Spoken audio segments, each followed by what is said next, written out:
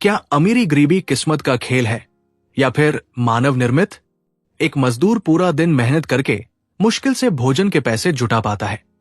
वहीं दूसरी ओर कई अमीर लोग हजारों रुपए एक खाने पर 5 सितारा होटलों में उड़ा देते हैं। एक और मध्यम वर्ग के लोग ईएमआई देते देते हार जाते हैं। वहीं कई अमीर लोग हजारों रुपए तवाइफों के घरों में लुटा देते हैं। क्या अमीरी गरीबी कभी खत्म हो सकती है? एक नन्हा सा बच्चा जिसने अभी ठीक से आंखें भी नहीं खोली है, वो कचरे के ढेर के पास एक फटी हुई चादर में लेटा भूख से रो रहा है। उसका जुर्म क्या है? सिर्फ ये कि वो एक गरीब घर में पैदा हुआ। दूसरी तरफ उसी शहर के एक चमचमाते हॉस्पिटल में एक और बच्चा पैदा होता है जिसके लिए पहले से ही रेशम के कपड़े और करोड़ों की जायदाद तैयार है। क्या ये किस्मत है या ये इस समाज की बनाई हुई एक ऐसी गंदी साजिश है जिसे हम सिस्टम कहते हैं? हम रोज इन मासूम चेहरों को सड़कों पर भीख मांगते देखते हैं और आगे बढ़ जाते हैं ये सोचकर कि ये तो होता ही रहता है। पर क्या आपने कभी रुककर उस बच्चे की आंखों में झांका है? उन आंखों में सवाल है उस आजादी का जिसका जश्न हम हर साल मनाते हैं। उन आंखों में दर्द है उस संविधान का जो पन्नों पर तो सबको बराबर कहता है, पर असलियत में इसका फायदा कुछ ताकतवर लोगों तक ही सीमित रह गया है। इस कड़वे सच को, इस गहरे अंधेरे को और इस बिगड़े हुए संतुलन को आज हम बेनकाब करेंगे एडवोकेट हरिओम जिंदल जी की लिखी गई किताब रिस्टोरिंग द बैलेंस की मदद से। हरिओम जिंदल जी जो खुद एक एडवोकेट है, उन्होंने अपनी इस किताब में उन पर्दों को हटा दिया है जिन्हें देखने की हिम्मत हर किसी में नहीं होती। नमस्कार दोस्तों, मैं हूं प्रकाश और आप देख रहे हैं ऑडियो बुक प्रकाश। तो चलिए बिना किसी मिठास के, बिना किसी दिखावे के सीधे समाज के उस सच का सामना करते हैं जिसे हमने हमेशा नजरअंदाज किया है। शुरू करते हैं रिस्टोरिंग द बैलेंस। इंसान ने जब इस धरती पर कदम रखा था तब न कोई सरहद थी, न कोई जात और न ही कोई तिजोरी। सब कुछ सबका था। लेकिन आज हालात ये है कि एक तरफ रोटियां कचरे में फेंकी जा रही है और दूसरी तरफ वही रोटी पाने के लिए एक बाप अपना ईमान बेचने पर मजबूर है। ये जो फासला है, ये जो खाई है, ये रातों रात नहीं बनी। इसके पीछे सदियों का शोषण और लालच छुपा है। सोचिए, एक बच्चा जो गंदी बस्ती में पैदा हुआ, क्या उसके पास वही मौके हैं जो एक अफसर के बेटे के पास है? बिल्कुल नहीं। हम कहते हैं कि कोशिश करने वालों की हार नहीं होती, पर सच तो यह है कि इस सिस्टम ने उस गरीब बच्चे के पैरों में पहले से ही बेड़ियां बांध दी है। उसे वही पुरानी किताबें, वही टूटी हुई छत और वही भूखा पेट मिला है जहां से निकलने का रास्ता इस समाज ने पहले ही बंद कर दिया है।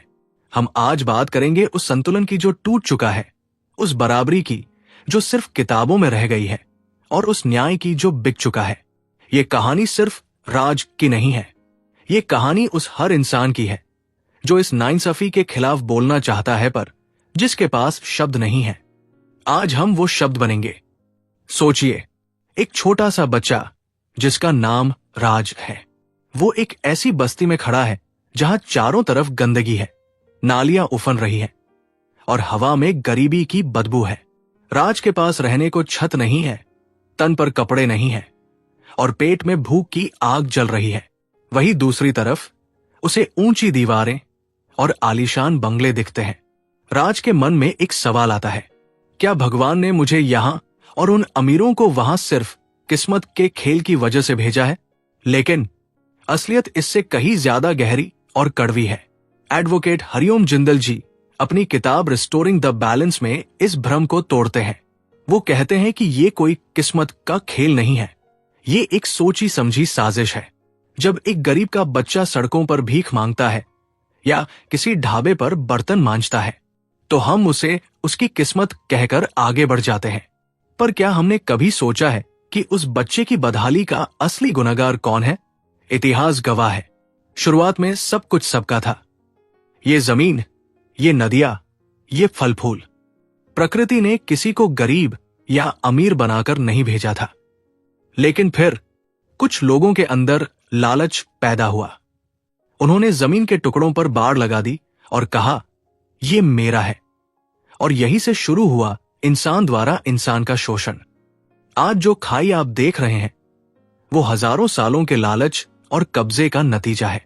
हरिओम जिंदल जी किताब के पहले हिस्से में एक बहुत चुभने वाली बात कहते हैं कि आज का समाज एक ऐसी सासा बन चुका है जहां गरीब सिर्फ एक तमाशा है।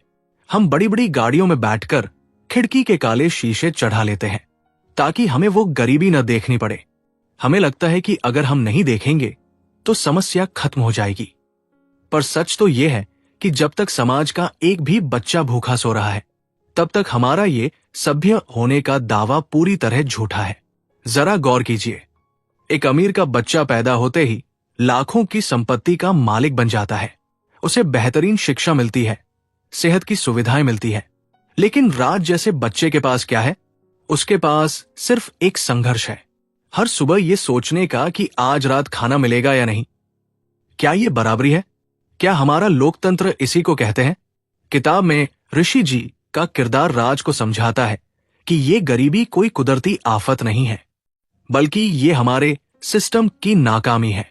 हमने एक ऐसा ढांचा खड़ा कर दिया है जहां पैसा ही पैसा बनाता है और मेहनत करने वाला सिर्फ पसीना बहाता रह जाता है। अक्सर लोग कहते हैं कि गरीब आलसी होते हैं, लेकिन जरा उस मजदूर को देखिए जो तपती धूप में पत्थर तोड़ता है। क्या वो आलसी है? नहीं, वो तो बस उस चक्की में पिस रहा है जिसे ताकतवर लोगों ने अपनी तिजोरियां भरने के लिए बनाया है। आज हम जिस विकास की बात करते हैं वो विकास आखिर किसके लिए है? चमकती सड़कों और ऊंची इमारतों के नीचे दबी हुई उन झुग्गियों का क्या, जो हर दिन ये सवाल पूछती है कि आजादी के इतने सालों बाद भी उनके हक का सूरज क्यों नहीं उगा? हरिओम जिंदल जी की ये किताब हमें झकझोरती है और मजबूर करती है ये सोचने पर कि क्या हम वाकई एक संतुलित समाज में रह रहे हैं या फिर हम सिर्फ एक ऐसी मशीन का हिस्सा है जो गरीबों को पीसकर अमीरों के महल बना रही है। दोस्तों, ये तो बस शुरुआत है। इस सड़न की जड़ें बहुत गहरी है और जैसे जैसे हम आगे बढ़ेंगे हम उस हर नकाब को उतारेंगे जो इस बैलेंस के नाम पर झूठ फैला रहा है। जब राज ऋषि जी से पूछता है कि ये अमीरी और गरीबी का खेल शुरू कहां से हुआ, तो ऋषि जी उसे हजारों साल पीछे ले जाते हैं, एक ऐसी दुनिया में जहां न कोई मालिक था न कोई नौकर।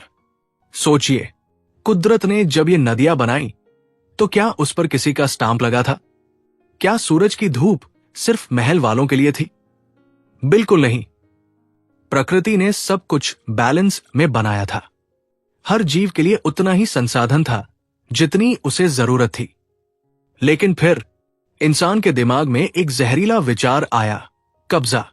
एडवोकेट हरिओम जिंदल जी किताब के इस हिस्से में बड़े ही तीखे अंदाज में बताते हैं कि कैसे कुछ ताकतवर लोगों ने जमीन के टुकड़ों को घेरना शुरू किया। उन्होंने कुदरत के खुले खजाने पर अपनी जागीर का बोर्ड लगा दिया। और जानते हैं सबसे बड़ा मजाक क्या हुआ? जो जमीन सबकी थी उस पर खेती करने के लिए खुद इंसान को ही गुलाम बना दिया गया। यहीं से उस असंतुलन की शुरुआत हुई जिसे आज हम डेवलपमेंट का नाम देते हैं।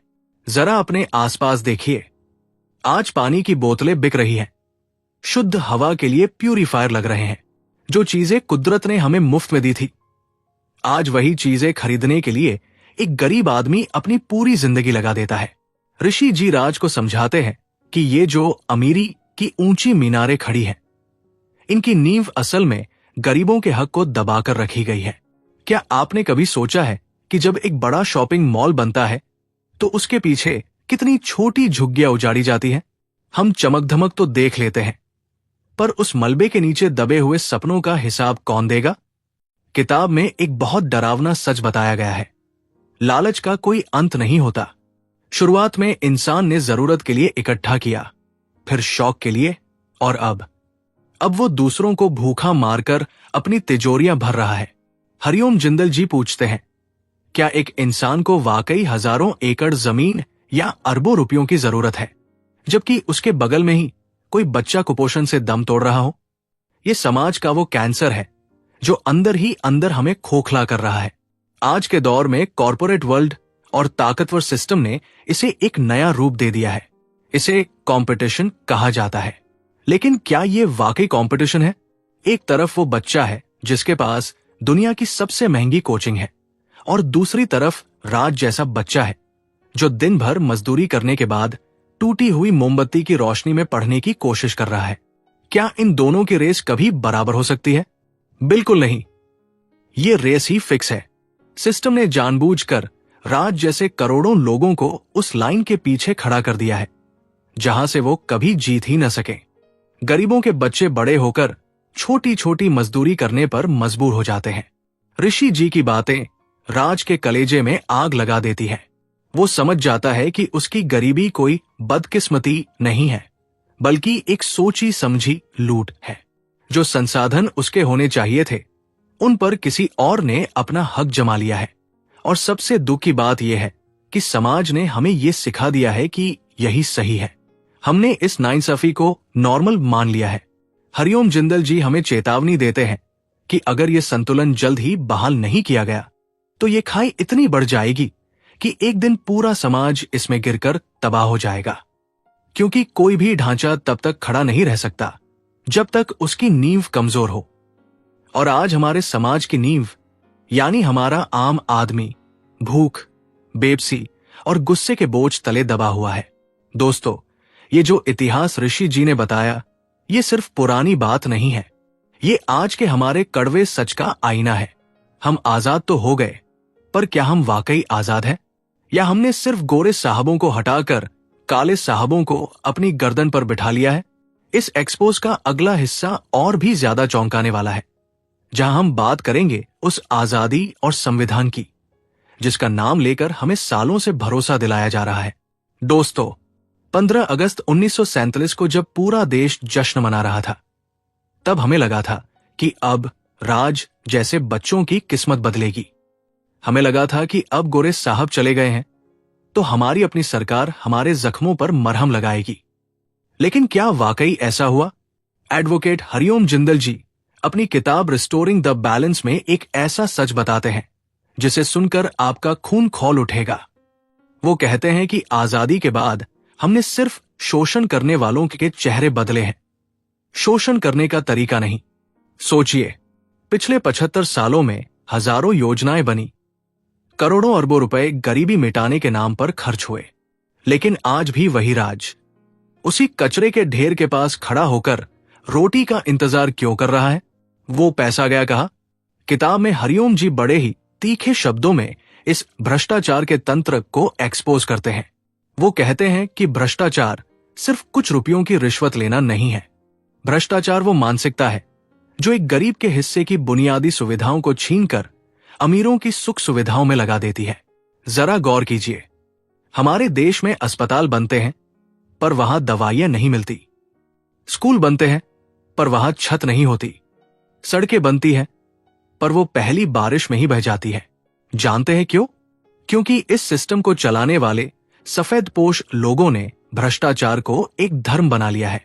ऋषि जी राज को समझाते हैं कि जब एक नेता या अफसर अपने पद का गलत इस्तेमाल करता है तो वो सिर्फ पैसा नहीं चुराता, वो राज जैसे लाखों बच्चों का भविष्य चुराता है। वो उनकी सेहत, उनकी शिक्षा और उनके सम्मान के साथ खिलवाड़ करता है। किताब में एक बहुत ही कड़वा उदाहरण दिया गया है, शोषण का मिजाज। हरिओम जिंदल जी बताते हैं कि कैसे आजादी के बाद भी एक आम आदमी को दफ्तरों के चक्कर काटने के लिए मजबूर किया गया। एक छोटा सा काम करवाने के लिए भी आपको किसी के आगे हाथ फैलाने पड़ते हैं या जेब ढीली करनी पड़ती है। क्या इसी आजादी का सपना हमारे पूर्वजों ने देखा था, जहां न्याय मांगना भी एक गुनाह बन गया है? आज का सच यह है कि गरीब आदमी के लिए कानून अलग है और अमीर के लिए अलग।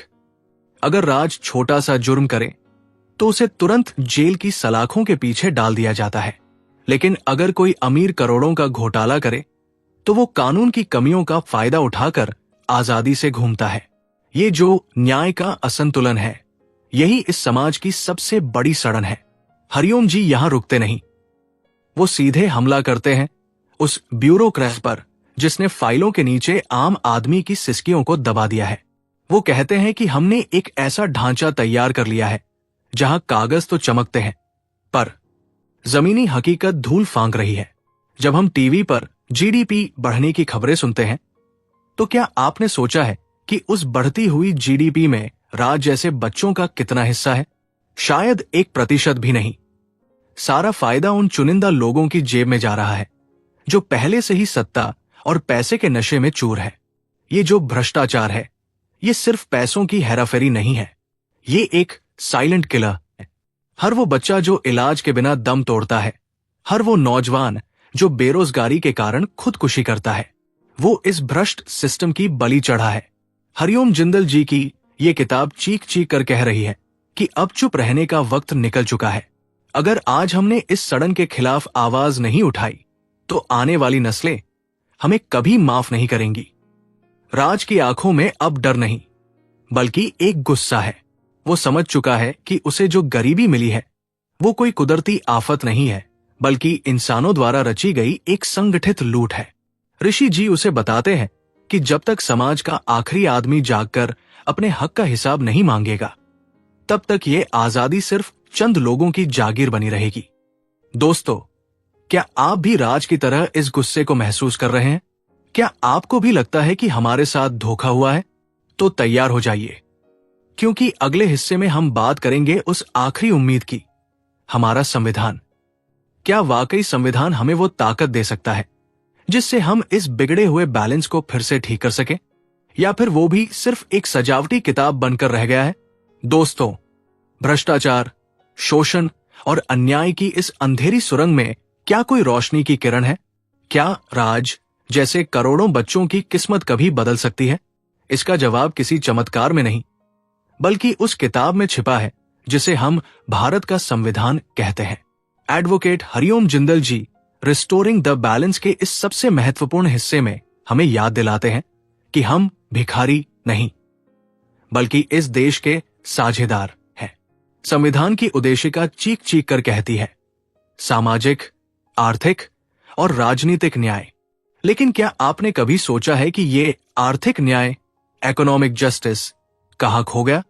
हरिओम जी बड़े ही कड़े शब्दों में पूछते हैं कि अगर संविधान सबको बराबरी का हक देता है तो संपत्ति का ये पहाड़ जैसा अंतर कानूनी कैसे हो सकता है?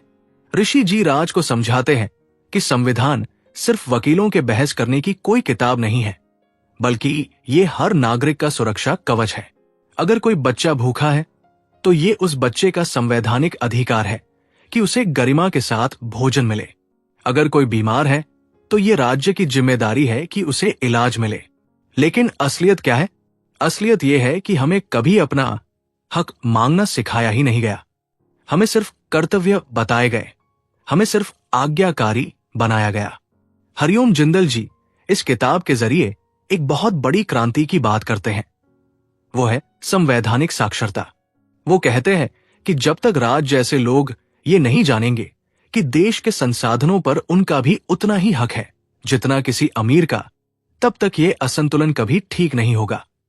जरा सोचिए, मानवीय गरिमा, ह्यूमन डिग्निटी क्या होती है? क्या कचरा उठाना और सड़कों पर भीख मांगना गरिमा है? बिल्कुल नहीं। संविधान कहता है कि हर व्यक्ति को सम्मान के साथ जीने का अधिकार है। लेकिन जब एक मां अपने बच्चे को दूध पिलाने के लिए सड़कों पर हाथ फैलाती है तो उस वक्त हमारा संविधान शर्मसार होता है। हरिओम जी कहते हैं कि असली देशभक्ति झंडा फहराने में नहीं, बल्कि उस अंतिम व्यक्ति को उसका हक दिलाने में है जिसे समाज ने कूड़े के ढेर पर छोड़ दिया है। ऋषि जी राज की आंखों में आंखें डालकर कहते हैं, बेटा, ये सिस्टम तुझे डराएगा, तुझे बताएगा कि तू छोटा है, तू लाचार है। लेकिन याद रखना, इस देश की सत्ता हम भारत के लोग के हाथों में है। किताब में यह स्पष्ट किया गया है कि सामाजिक न्याय कोई दान, चैरिटी नहीं है जो सरकार हमें दे रही है, बल्कि ये हमारा वो अधिकार है जो सिस्टम को देना ही होगा।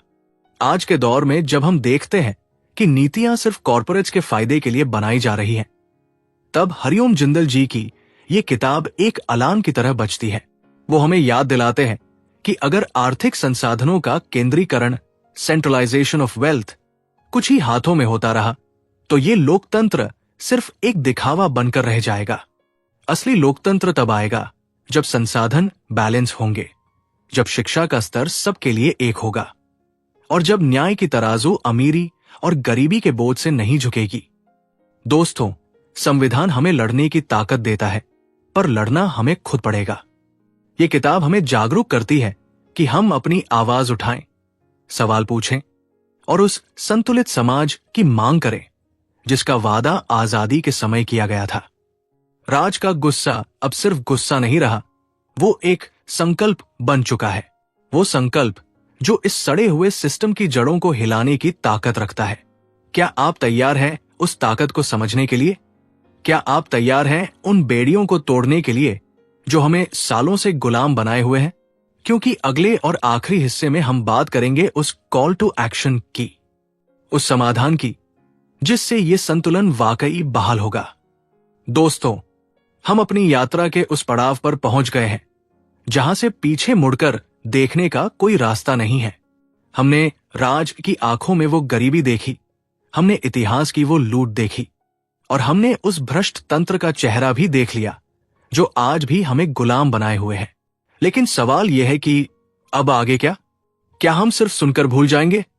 क्या रिस्टोरिंग द बैलेंस सिर्फ एक किताब बनकर अलमारी में दबी रहेगी? एडवोकेट हरिओम जिंदल जी कहते हैं, नहीं, ये किताब एक हथियार है और इसका इस्तेमाल आपको करना है। ऋषि जी राज को अंतिम सीख देते हुए कहते हैं, बेटा, अंधेरे को कोसने से कुछ नहीं होगा, तुझे खुद मशाल बनना पड़ेगा। इस किताब का सबसे बड़ा संदेश यही है कि संतुलन खुद ब खुद बहाल नहीं होगा, उसे बहाल करना पड़ेगा। और इसकी शुरुआत होती है जागरूकता से। जब तक आप ये मानते रहेंगे कि आपकी बदहाली आपकी किस्मत है, तब तक सिस्टम आपको कुचलता रहेगा। लेकिन जिस दिन आप ये समझ गए कि इस देश की मिट्टी, इसके पानी और इसके खजानों पर आपका संवैधानिक हक है, उस दिन ये जालिम सिस्टम घुटनों पर आ जाएगा। हरिओम जिंदल जी एक बहुत ही क्रांतिकारी प्रस्ताव रखते हैं। वो कहते हैं कि हमें एक ऐसे समाज की रचना करनी होगी जहां मानवीय गरिमा, ह्यूमन डिग्निटी सबसे ऊपर हो। कोई भी बच्चा, चाहे वो किसी भी जाति, धर्म या आर्थिक स्थिति में पैदा हुआ हो, उसे विकास के समान अवसर मिलने ही चाहिए। ये कोई एहसान नहीं, बल्कि उस बच्चे का जन्मसिद्ध अधिकार है।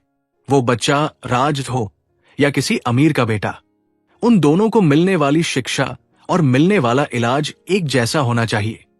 यही वो बैलेंस है जिसकी बात ये किताब करती है। किताब के अंत में लेखक ने पाठकों के लिए एक अनोखी चुनौती भी रखी है।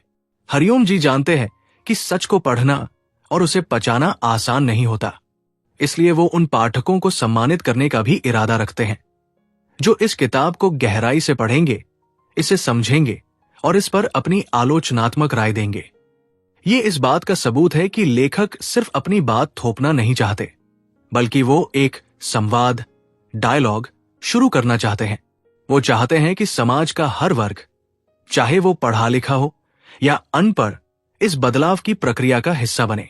आज ऑडियो बुक प्रकाश के मंच से मैं आपसे एक सवाल पूछता हूं, क्या आप तैयार हैं उस संतुलित समाज की नींव रखने के लिए?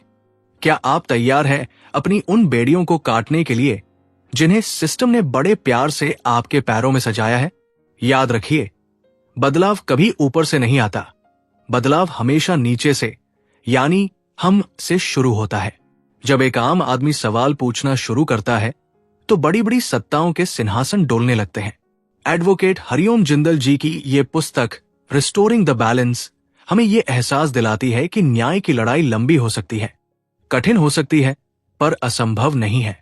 हमें अपनी आने वाली नस्लों को एक ऐसा भारत देना है जहां किसी बच्चे को कचरे के ढेर में रोटी न ढूंढनी पड़े, जहां आजादी शब्द का मतलब सिर्फ झंडा फहराना न हो, बल्कि हर पेट का भरा होना और हर हाथ को काम मिलना हो। राज अब उस कचरे के ढेर के पास खड़ा तो है, पर अब उसकी आंखों में बेबसी नहीं है। उसकी आंखों में एक चमक है, एक समझ है कि उसे क्या करना है। ऋषि जी का ज्ञान और हरिओम जी के शब्द अब उसके अंदर एक ऐसी आग जला चुके हैं जो अब बुझने वाली नहीं है।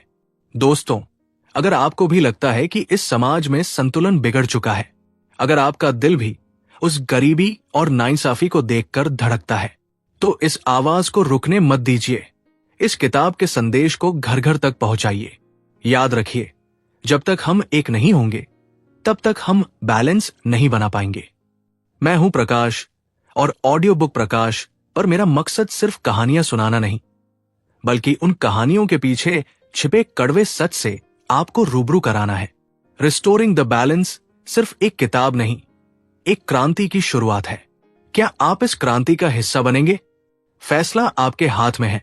अगर इस वीडियो ने आपके अंदर की सोई हुई चेतना को जगाया है तो इसे लाइक करके अपनी सहमति जताएं। इस आवाज को दबने मत दीजिए, इसे अपने दोस्तों और परिवार के साथ शेयर कीजिए, क्योंकि जागरूकता ही बदलाव की पहली सीढ़ी है।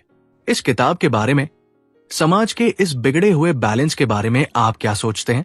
नीचे कमेंट करके अपनी राय जरूर दें, क्योंकि आपका एक विचार किसी बड़ी बहस की शुरुआत कर सकता है। और अगर आप चाहते हैं कि सच की ये जंग जारी रहे तो ऑडियो बुक प्रकाश को अभी सब्सक्राइब करें और उस घंटी बेल आइकन को दबाना न भूलें। मिलते हैं अगले कड़वे सच के साथ। तब तक जागते रहिए, सवाल पूछते रहिए। नमस्कार।